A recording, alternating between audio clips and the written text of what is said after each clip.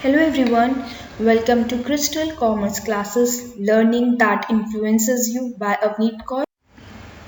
Today we will start class 11th Business Studies. First of all, we will see the syllabus of Business Studies. Business Study is divided into two parts, Part A and Part B.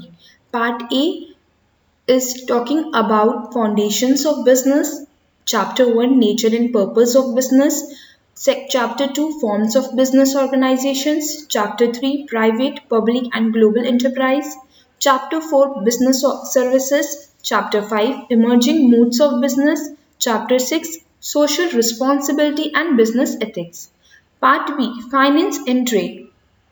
Chapter 7 Source of Business Finance, Chapter 8 Small Business, Chapter 9 Internal Trade, Chapter 10 International Business. This is the syllabus of class 11th Business Studies. Today we will start Chapter 1 Nature and Purpose of Business. Chapter 1 Nature and Concept of Business. Concept of business. The term business is derived from the term busy. Thus, business means being busy. Business refers to an occupation in which people regularly engage in activities related to purchase, production and or sale of goods and services with a view to earning profits. The activity may consist of production or purchase of goods for sale or exchange of goods or supply of services to satisfy the needs of other people. In every society, people undertake various activities to satisfy their needs. तो यहाँ पे इसका मतलब ये है जो हमारा world business है वो ड्राइव हुआ है वर्ल्ड बिजी से। बिजी रहना मतलब जैसे कि बिजनेस में भी हम बिजी होते हैं अपने बिजनेस से लेके जो हमारा वर्ल्ड है मेन बिजनेस वो ड्राइव हुआ है वर्ल्ड बिजी से आया है बिजनेस बना है। बिजनेस एक ऑक्यूपेशन है जहाँ हम रेगुलरली इंगेज रहते हैं एक्टिविटीज ऐसे काम में जहाँ पे परचेज या सेल हो रही होती गुड्स और सर्विसेज की जिसका मेन मोटो क्या होता है अर्निंग अ प्रॉफिट। जो भी एक्टिविटीज प्रोडक्शन या परचेज ऑफ गुड्स से रिलेटेड होती हैं या सेल्स ऑफ गुड्स से या एक्सचेंज ऑफ गुड्स और सप्लाई ऑफ सर्विसेज हम सर्विसेज दे रहे हैं तो ये सब क्या पार्ट है ये सारी एक्टिविटीज को हम बोलते हैं बिजनेस जो कि जरूरत होती है पीपल की खुद की हम अपनी वांट्स के लिए और अदर पीपल की वांट्स को सेटिस्फाई करने के लिए हम वो सारी एक्टिविटीज जो प्रोडक्शन अगर मैं कुछ गुड्स प्रोड्यूस कर रही हूँ तो वो प्रोड्यूस किसके लिए कर रही हूँ जनरल पब्लिक के लिए सोसाइटी के लिए जिनकी डिमांड है जिन्होंने उस गुड्स की डिमांड की हुई है। मैं अगर कोई सर्विसेज दे रही हूँ अगर मैं पढ़ा रही हूँ आपको तो स्टूडेंट्स के लिए पढ़ा रही हूँ मैं स्टूडेंट्स को सर्विस दे रही हूँ तो ये जो भी एक्टिविटीज हम करते हैं to satisfy the needs of other people दूसरों की नीड्स को सेटिस्फाई करने के लिए। In every society people undertakes various activities to satisfy their needs. हर सोसाइटी में पीपल जो भी एक्टिविटीज करते हैं वो उनका मेन पर्पस होता है सेटिस्फाई करना सोसाइटी की लोगों की नीड्स को। These activities may be broadly classified into two groups, economic activities and non-economic activities.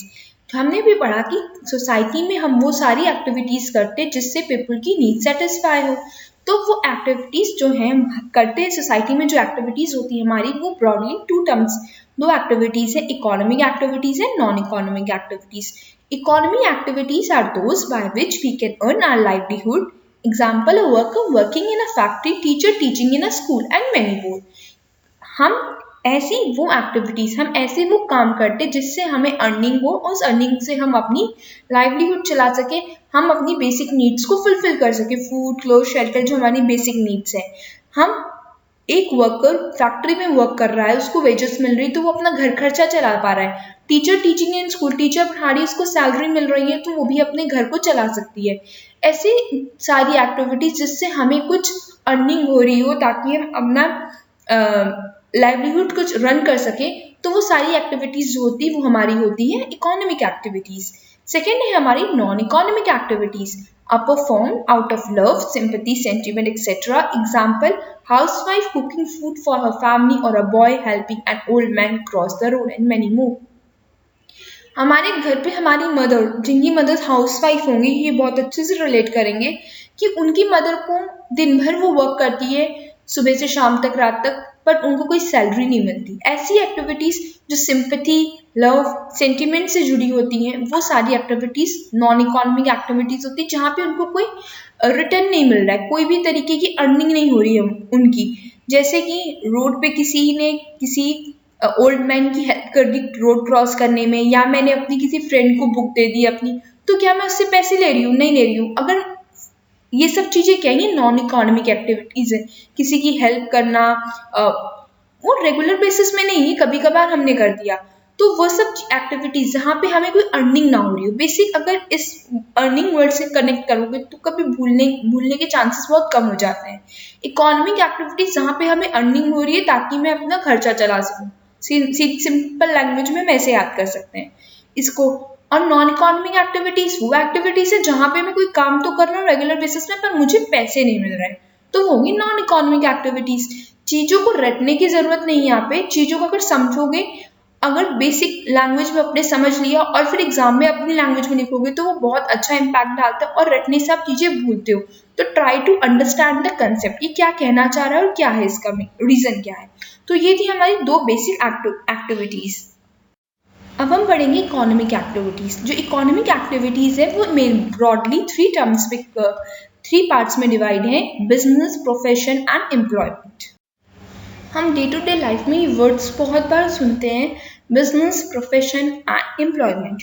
तो इसमें ये तीनों है तो इकोनॉमिक एक्टिविटीज, नो डाउट, क्योंकि हम किसी भी फील्ड में हो, चाहे बिजनेस फील्ड में हो, प्रोफेशन फील्ड में हो या एम्प्लॉयमेंट फील्ड में हो, हमें अर्निंग हो रही है, उस अर्निंग से हम अपनी लाइवलीहुड जी रहे हैं। तो अब हम देखेंगे माइनर डिफरेंसेस हैं इनमें, कुछ 4-5 डिफरेंसेस मैंने यहाँ मेंशन किए हैं। पहला है मोड्स ऑफ एम्प्लॉयमेंट, ये किस तरह की एम्प्लॉयमेंट देता है। बिजनेस में entrepreneurs decision and other legal formalities.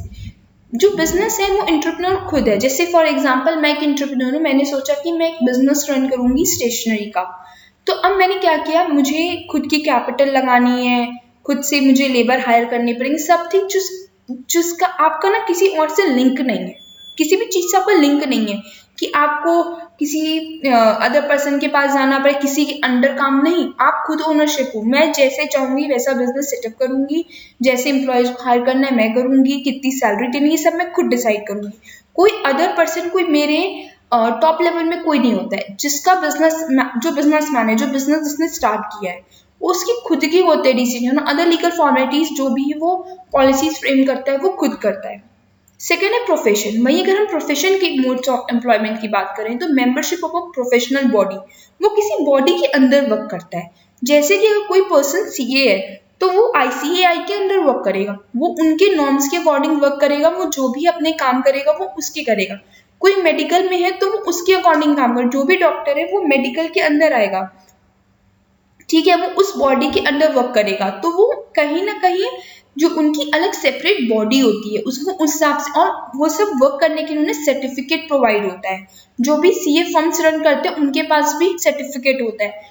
कोई प्राइवेट डॉक्टर है तो उनके पास भी सर्टिफिकेट होता है कि वो प्राइवेट अपना हॉस्पिटल रन कर सकते हैं। अब आता है third, employment, appointment letter and service agreement.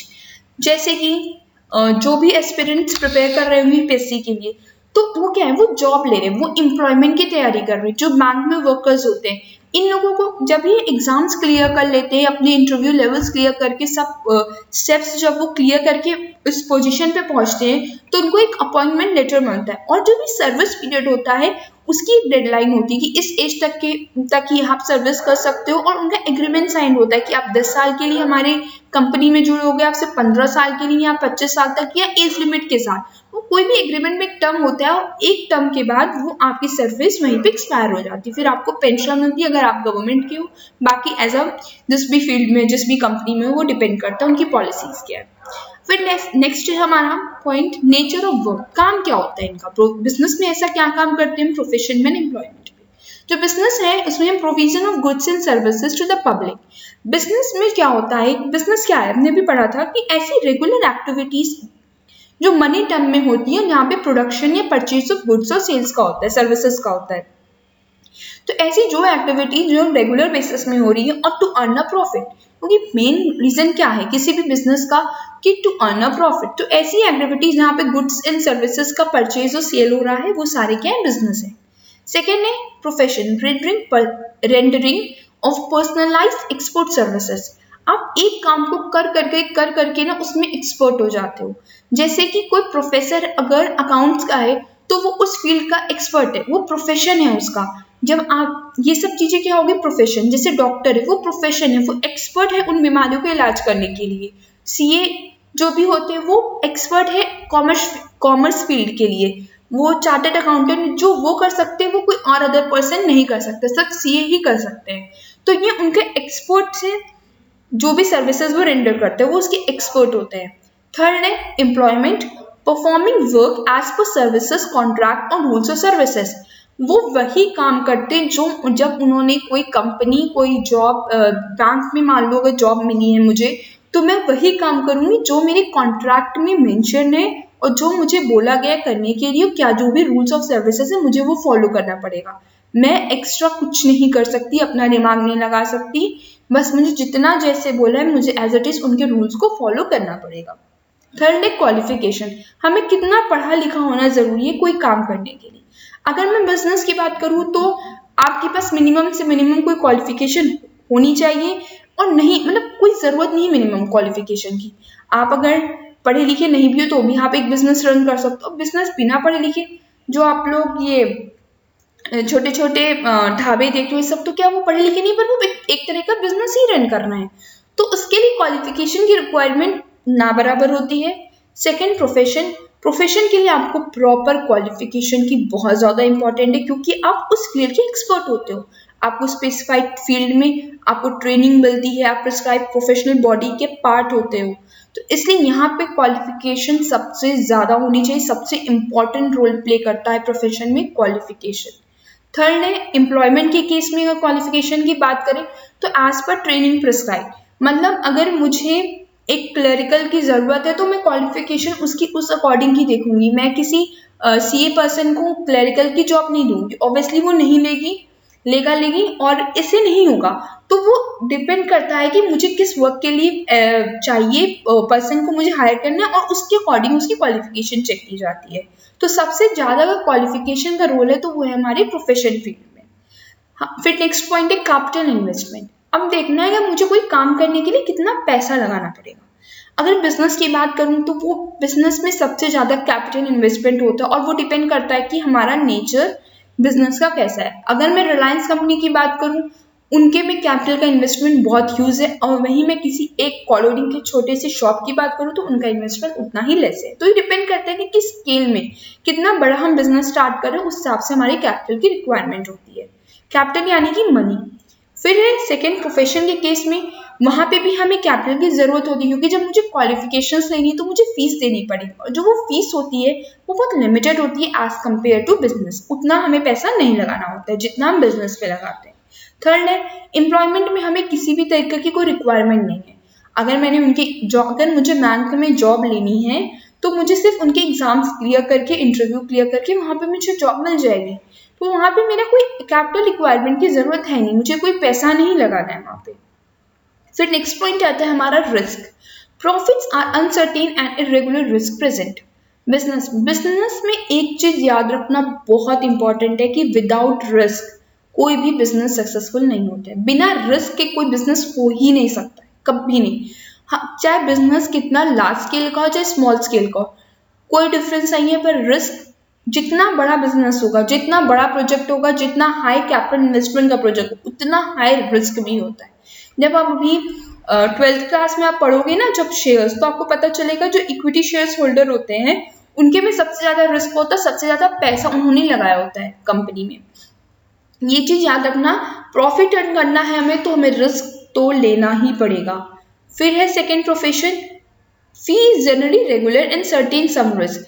क्योंकि हम कुछ ना कुछ फी देते रहते हैं उस प्रोफेशन में, तो हमें कहीं ना कहीं रिस्क थोड़ा बहुत इन्वॉल्व होता है, पर वो बहुत ही नॉमिनल होता है, बहुत नॉमिनल होता है। बिजनेस की तरह ह्यूज लॉसेस नहीं बियर करते हैं प्रोफेशनल फील्ड में। थर्ड है हमारा एम्प्लॉयमेंट केस में रिस्क फैक्टर, तो वो नो के बराबर होते हैं। मतलब क्योंकि मैंने जो भी एग्रीमेंट साइन किया है किसी भी कंपनी में, किसी भी सर्विस में ज्वाइन करने के लिए, तो प्रॉपर एग्रीमेंट कॉन्ट्रैक्ट है वहाँ पे, वो सब लीगल होता है। और जब लीगल है तो आप कोर्ट पे केस भी बहुत इजीली कर सकते हो, और वैसे पहली बार एम्प्लॉयमेंट में ऐसा कुछ भी नहीं होता है।